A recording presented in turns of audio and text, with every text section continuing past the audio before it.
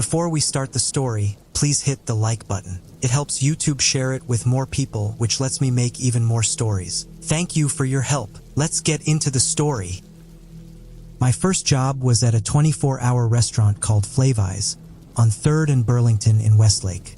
It was a real hole-in-the-wall place, the type where patrons line up beneath the menu board, specializing in burgers, gyros, and all-day, grease-heavy breakfast. I worked graveyard shifts. So did most of my customers, the medical crowd. There were 2 middle-sized hospitals nearby, cops, firefighters, and the assorted civil servants that filtered in and out of the neighborhood. A middle-aged LAPD officer used to come by, sometimes with a partner, sometimes alone. Let's call him Officer Carlos Nunez. Officer Nunez didn't look like a cop. If I'd seen him at the grocery store, I'd have thought he were a professor or an attorney or a realtor. He had a square jaw and high forehead, curly brown hair, an endearing bald spot, and the friendly diplomatic face of a sitcom dad. Officer Nunez had stories. On lazy nights, he could entertain his audience for hours. That audience consisting of Eagle Scout-looking fire babies, board security guards, and nursing students off clinical shifts. 30 years with a badge and a car had given him plenty of material. When there were no kiddies to impress, he talked to me. Some of his stories were pretty dark. He saved those stories for the coldest, windiest nights when Flaveyes was empty, save for him and me and the cooks. Though it was nearly a decade ago, what he told me on one of those nights still lingers in the back of my mind. There's a building, he'd started, less than a mile from here, near 6th and Alvarado. It was abandoned, repossessed by the bank. They should have bulldozed the dump. It had been low-income housing. The Primrose Apartments. Originally office space, the building was bought at auction in 1999, gutted, and divided into cheap little white-walled units where the roofs leaked and the air conditioning never worked. In the early 2000s, Nunez was dispatched to the Primrose every couple weeks, for the reasons one would expect. Domestic disturbances, possession with intent to sell, drunken brawls in the parking lot, solicitation, truancy, noise complaints. Nothing out of the ordinary for a public housing complex lodged within the bowels of a major city. Yet somehow, embarrassingly, the building played on his nerves. I never liked the place, he told me. It was creepy. No building erected in the 70s has the right to be as creepy as that one. If he'd been asked to put a finger on the epicenter of this innate creepiness, he'd have pointed to a little closet on the first floor. The way he described it was, coming from the back entrance, which only employees and cops ever used. A left turn would take you to a set of double doors, through which the elevator lobby and the leasing office were accessible. A right turn lead down a narrow hallway, past the janitor's storage, to a dead end. The little closet in question was opposite the janitor's. The door was unlabeled, innocuous, and should have functioned as glorified wallpaper. But for Nunez, who'd stumbled upon the closet while looking for a restroom, even a glance towards it filled him with irrational dread. A funny smell lingered about the door. He'd catch a faint tendril of the stench every time he walked through the back door. One night, Nunez and his partner, a lady cop who went by Rusty, were dispatched to the Primrose to investigate a domestic disturbance. A man threatening his girlfriend with a butcher knife. They found the woman locked in the bathroom and the boyfriend pounding on the door. Let's call the woman Marisol and the man Modesto. Nunez and Rusty managed to cajole the pair into cooperating. Rusty stayed in the bathroom with Marisol. Nunez sat in the kitchen with Modesto. Modesto claimed that Marisol was cheating on him with her ex-husband. He'd seen the ex hanging around the elevator lobby. When quizzed on the subject, Marisol insisted Modesto was crazy. Yes, she was still friendly with her ex-husband, but it was solely for the sake of their son. She had no desire to sleep with him, and besides, the ex-husband lived in Washington. It was suggested that Modesto had seen a man who resembled Marisol's ex. He got defensive. He strode into Marisol's son's room and came out with a framed picture. The son, with his arm around a taller, better-looking man. "I gotta see this shit every day," he ranted to Nunez. "You don't think I'd recognize this asshole if I saw him?" It took a while, but Modesto calmed down and admitted he may have been mistaken. Marisol didn't want to press charges. and the couple was left in peace. 2 weeks later, Nunez and Rusty were called to the same apartment for the same reason. This time, Marisol was barricaded in the master bedroom and Modesto was brandishing a tire iron, insisting he'd had an enraging conversation with her ex-husband in the lobby. "You fucked him," he screamed. "He told me. He said you fucked him on our fucking bed." Backup was called. 30 minutes later, Modesto was cuffed, sobbing, to a chair, while Marisol tearfully paced, on the phone with the ex-husband, trying to prove he hadn't been hanging out in the lobby of the Primrose. "There!" she cried finally, triumphantly. She'd pulled up a picture on her phone and shoved it in Modesto's face. She handed the phone to Nunez. It was of the man from the picture, her ex-husband, standing by a City of Wenatchee Street sign, holding a copy of the Wenatchee World with the day's date. "No way he flew here, fucked me, then flew back to Washington in time to take this picture." Modesto was asked to elaborate. Maybe he was the butt of a cruel trick. He said he'd been alone in the elevator lobby, checking his mail. The ex-husband stealthily came up beside him and had described in graphic, excruciating detail what he and Marisol had done while Modesto was at work. This time, Modesto was more difficult to pacify. He'd been suspicious for months, he told the cops. He knew the ex-husband had attempted to reconcile with Marisol. He was uncomfortable with their amicable relationship. And it didn't help that Marisol used her ex to stroke Modesto's jealousy. She'd call him whenever the two of them got into a fight, and constantly talked about how good a father and provider he was. Finally, they came to a resolution. Modesto went to stay with his brother. Marisol agreed to lock the doors, and a police car was dispatched to the neighborhood in case the ex-husband reappeared or Modesto got cute. Nunez didn't know what to make of the two of them. Modesto was obviously paranoid, but his fury and grief had been sincere. Marisol may have used her ex-husband to make her current beau jealous, but she'd seemed legitimately mystified by his accusations of infidelity.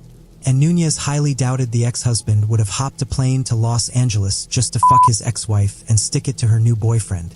And then, there was the man in the elevator lobby. The man whom might have been in the elevator lobby. Nunez and Rusty passed him on the way back to their squad car, a man, leaning against the wall, face buried in a newspaper. Nunez saw the man and registered what he was seeing, but it took his subconscious a minute to process the information. Then realization of what he'd seen, and its implications, hit him like a ton of bricks and he'd ran, back through the back entrance, back through the double doors. But the man was gone, and Nunez was left to wonder whether or not it had all been his imagination, because he could swear the man had been reading a copy of the Wenatchee World. Next, Nunez detailed an incident involving a middle-aged Bible thumper he called Dolores. Dolores lived on the second floor of the Primrose apartments. She was a sweet lady, but painfully high-strung. At least once a week the cops were summoned to her humble abode. She heard a noise after midnight? Call the cops. 2 suspicious-looking men talking in the parking lot? Call the cops. Her son's out 5 minutes past curfew? Call the cops. It had gotten to the point where the dispatchers recognized her voice. Nunez had been sent to calm her down more than once. He believed that, truly, Dolores just needed someone to talk to. And she talked a lot. She talked about her blackout drunk past. About her husband who had fled, in the dead of night, with the shoebox full of cash she'd been saving for her kids to go to college, never to be seen or heard from again. She told him about how she'd found Jesus, and how she wished her meth-addicted daughter would come home. The daughter had been in Bakersfield last she'd heard, shacking up with the boyfriend du jour and 3 months pregnant. But that had been 2 years ago, and now her number was disconnected and her mail got sent back, and all Dolores could do was pray for her grandchild. She talked about her son, Michael. He was 17 and a senior in high school. Michael was a good boy, she insisted, but she didn't like his friends. They were a bad influence on him. And lately, he'd been avoiding her calls and coming home late. He was surlier, angrier, and his clothes smelled like marijuana. He swore the pot smell had come from his friend's car. But Dolores was scared. She thought he was doing drugs. "I can't lose him," she'd sobbed to Nunez, as he tried to convince her that the car stalling in the parking lot wasn't indicative of a drug deal. Mikey is all I have left. One September day, Nunez and Rusty were, yet again, dispatched to Dolores' apartment. He was more frustrated than concerned. They'd had a rough morning, and he wasn't in the mood to take notes on the explosion. Read. Upstairs neighbor dropped a pot and lid. Dolores had heard, or gnawed an aha through one of her long-winded tales of motherly woe. But, according to the dispatcher, this time was different. Dolores, who usually took an assertive and condescending tone, had been screaming and crying. It was her son. He was hurt. The paramedics were 15 minutes away. Dolores answered the door howling. Her prematurely wrinkled face was streaked with tears. Her eyes were bloodshot. Her hair stuck out where she'd pulled at it, and she was sobbing so violently she could barely speak. "Michael," she panted, pointing towards a closed door. "Michael, he's," she screamed. Primal, animalistic, she cried out to the sky and collapsed on the floor, burying her tear-stained face in her knees. Even thinking about it, Nunez told me, was enough to make him tear up. All the pain and despair in the world was captured in that scream. Rusty tried to comfort Dolores. Nunez, hand on his gun, opened the door. The smell hit him immediately, musty, like a basement after a rainstorm, mixed with something sweeter, the potpourri his mother had kept in a bowl. He breathed through his mouth. He flipped the light switch. A teenaged boy's room. In the far corner, a mattress with bedding kicked aside. On the mattress, a young man, no older than 18, was propped up against the wall. His head hung down, jaundiced blue eyes still open. Skinny, anorexic, purple blood pooling under waxen skin. Stringy red hair. Blotched, infected track marks. Oozing pus. Joints stiff and contracted. Swollen tongue lolling. Nunez buckled. He might have cried out. Trembling like a dog, he knelt by the boy. Given the dullness of the sunken cheeks and the violet hue of the flaccid limbs, he hypothesized the kid had been dead for hours, if not a day. Overdose. Slipping on a pair of latex gloves, holding his breath, he reached for the corpse's face. The glassy doll's eyes were too much to bear. If he closed them, his head would stop spinning and his hands would stop shaking, and he could function like an officer of the law as opposed to a squeamish little. A hand clasped his arm. An icy, vice-strong claw grasped his arm. It took him a twisting, maddening second to realize what was happening. Michael's cold, dead, decomposing Michael's cyanotic fingers were wrapped around his wrist. Nunez fell backwards. Michael sat up straight, folded, turned his torso. His stiff, angular joints jerked mechanically, grotesquely. His tarnished plastic eyes stared lifelessly ahead. Then the jaw moved, jostling the swollen, languid tongue. And, with no respect for mechanics or anatomy, he spoke. "Officer Nunez," a monotonous, alien mockery of a human voice. "This will all burn. You will burn with it." Nunez grunted, kicked, tugged, broke free of the creature's grip. He twisted onto his hands and knees. He stumbled to the door, turned the knob, and fell into the living room, slamming the door behind him. Dolores was curled on the couch, sobbing quietly. Rusty stood in the doorway, waving to the paramedics, who were making their way down the hallway with their gurney. "The boy, he's not," Nunez stammered. Rusty turned to him, then snapped her head back towards the hallway. "What the fuck?" A paramedic pushed past her into the apartment. On his heels was a teenaged boy with longish red hair and blue eyes, dressed in khakis and an NWA sweatshirt, looking quite confused. It was Michael. Michael, very much alive. Dolores screamed. In one movement, she threw herself onto her son, collapsing with him to the dirty shag carpet, clutching him in a suffocating embrace. Rusty gave Nunez a look. The paramedic rolled his eyes. "Dying boy found walking upstairs to his mother's apartment," he said sarcastically. "Please tell me he's got an identical twin." It was a miracle Nunez held onto his shit. Looking at Michael, healthy, breathing Michael, cradled in his mother's arms. He had never been so scared of a human being in his entire life. "There's a corpse," he managed to force out, eager to establish some context to the zombie movie jump scare he'd just experienced. Nunez grasped the doorknob with his right hand to pull himself up. Searing pain tore down his arm. He fell to his knees, groaning. The paramedic pushed past him, opened the door, looked in, and snorted. "There's nothing here." Nunez managed to rise to his feet. He and Rusty peered into Michael's room. There was nothing. The mattress, save a bunched-up comforter and sheets, was unoccupied. No blood, no excrements, just an empty teenager's bedroom.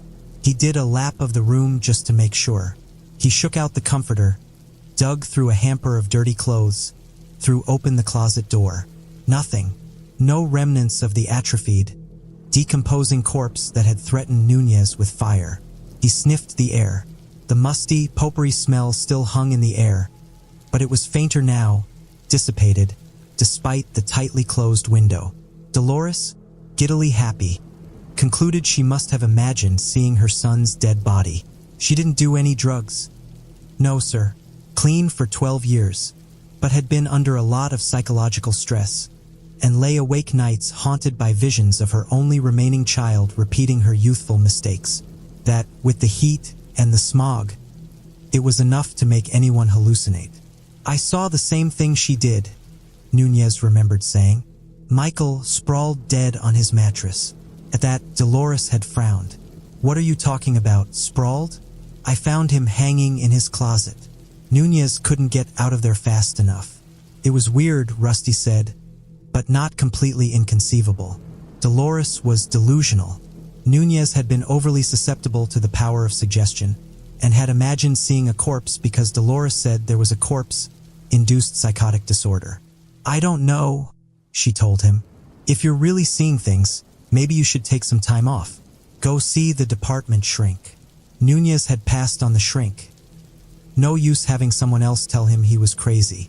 But, as it turned out, the time off was involuntary. He woke up the next morning with his right wrist ballooning. Dislocation fracture. "I must have fallen on it," he lied. No attention was paid to the 5 purple bruises around his wrist, so much like the prints of 5 strong, clutching fingers. Nunez told his final tragic tale of the Primrose apartments as though it had been a dream, testimony knotted together with conjecture and hearsay. He was on medical leave for 2 months while his arm healed. When he returned to the station, he was greeted with whispers and pitying stares. Rusty, bless her heart, had stood up for him, telling their superiors the incident with Michael and Dolores was a non-issue, a side effect of overwork, but he guessed the paramedic team had told everyone he was losing it. Luckily for him, he wasn't the only guy on the force rubbed the wrong way by the Primrose apartments. In fact, even the tenants of the Primrose apartments seemed put off by the place. According to Officer Otenon, a desk cop that knew everything about everyone, families were jumping ship like rats before a storm. "They can't keep it filled," he'd said to Nunez over the water cooler. "They're at about half capacity now, and that's with subsidies from the county. No one can stay there for long, save the druggies who've already fried their brains. There's a rumor the building's haunted." Others sought him out as well, usually in secluded spaces, always requiring multiple assurances that, as far as top brass was concerned, the conversation did not happen. They'd been to the Primrose apartments. They'd seen stuff. "It's always the users and the drunks," Officer Anderson murmured excitedly. "Always the same thing. They call us flipping shit because they see some dead family member in the kitchen, or the fucking elevator, or staring down at them from the ceiling. If it were one, I wouldn't be too worried. But it's one every week. Always at that godforsaken dump. I think I'm going crazy," Officer Lou told him late one night, after everyone else had left. "Some old lady called us down there because she was convinced her neighbor was stealing from her. Total bullshit. We found her missing antique vase in the closet, right where she'd hid it from the home care nurse, who she also thought was stealing. You know the type.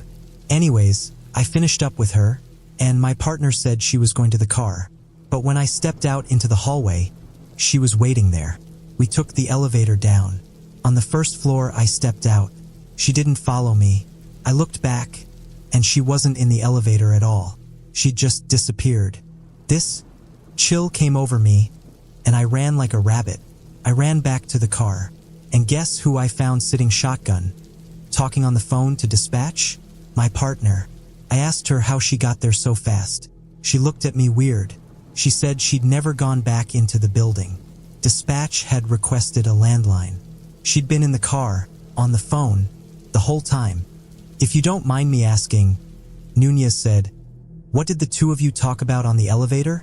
That's the thing, Officer Liu replied. On the elevator, she'd asked me what I thought the point of life was. We're never really fulfilled, and then we die and it's like we never existed. It was the most depressing conversation I've ever had. I swear, it messed me up for weeks. And I noticed this weird smell, like a wet basement mixed with potpourri. Yeah, Officer Liu said. I'd say weed and mold, but that works too. Then Nunez learned about little Thaddeus Wheeler. Thad was 12 years old. He lived on the 4th floor of the Primrose apartments with his mom, 2 little brothers, half-sister, and niece. Sad story. His mother worked as a CNA at St. Vincent. Nights. Thad's father had been in the ground for 3 years, shot in the driveway of the house where the family had once lived. Likely the victim of a gang initiation. There were photos of him with the kids all over the apartment. Little Thad had been a good student, a good kid, a talented artist, talented enough to make a difference. Had been. Lately, his teacher had reported that Thad was falling asleep in class and falling behind on his work. He ignored his friends and family. While his brothers played video games or rode bikes in the parking lot, Thad would lock himself in his room. His drawings, once of animals and fantasy creatures, had become much darker. Scary things with sharp claws and teeth. Once, a month before, Lydia Wheeler, the mother, called 911 in a panic. When she'd arrived home at 5:30 a.m., Thad was missing. 3 sets of cops were dispatched to search the premises.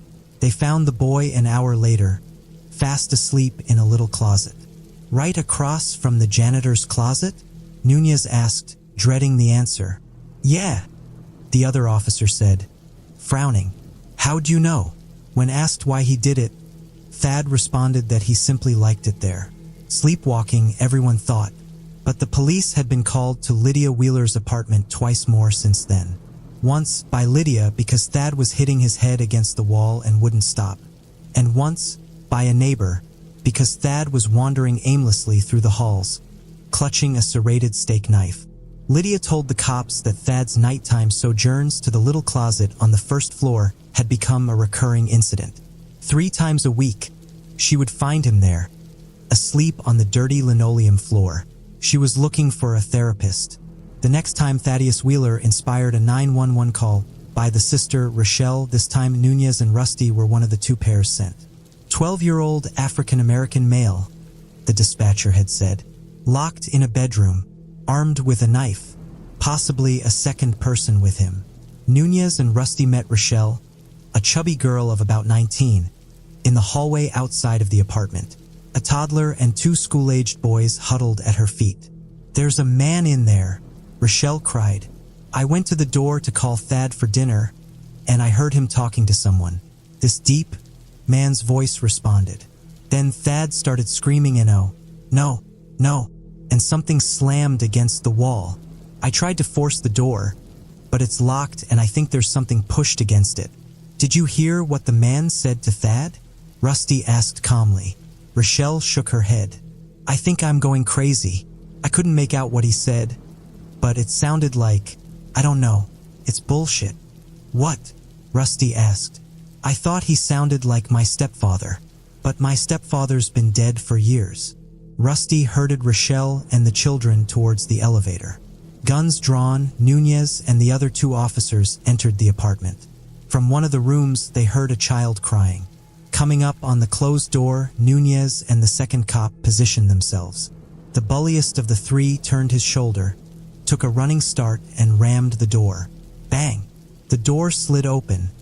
A nightstand had been placed against it.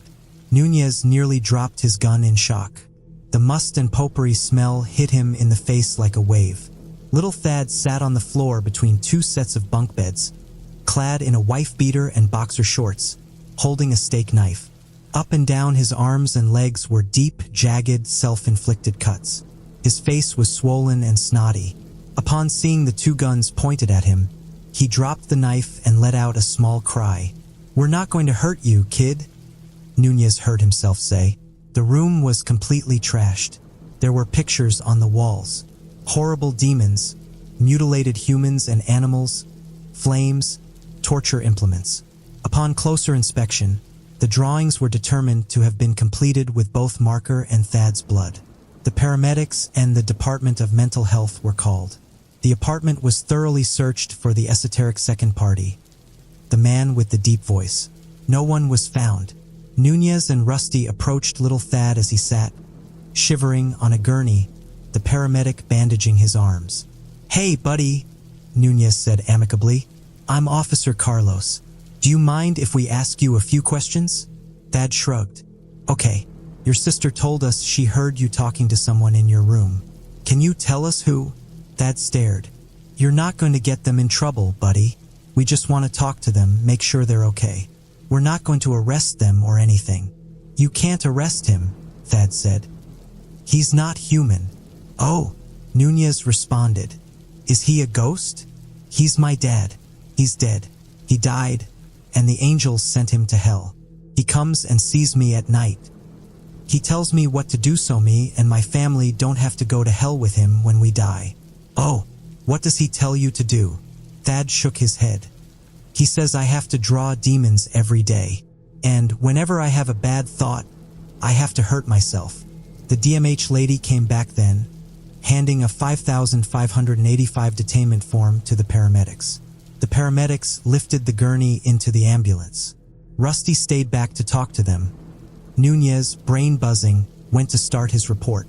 The druggies see their dead family members. That's what Officer Anderson had said. Officer Lou had spoken to his partner, while his partner was in the squad car talking to dispatch. He'd seen Michael's corpse reanimate and assault him.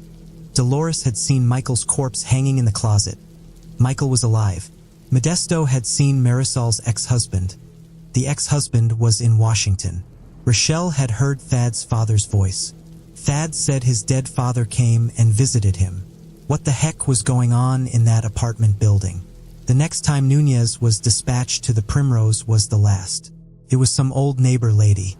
He couldn't have said which one. There weren't many tenants left. Of the 17 units that comprised the Primrose, only 10 were filled.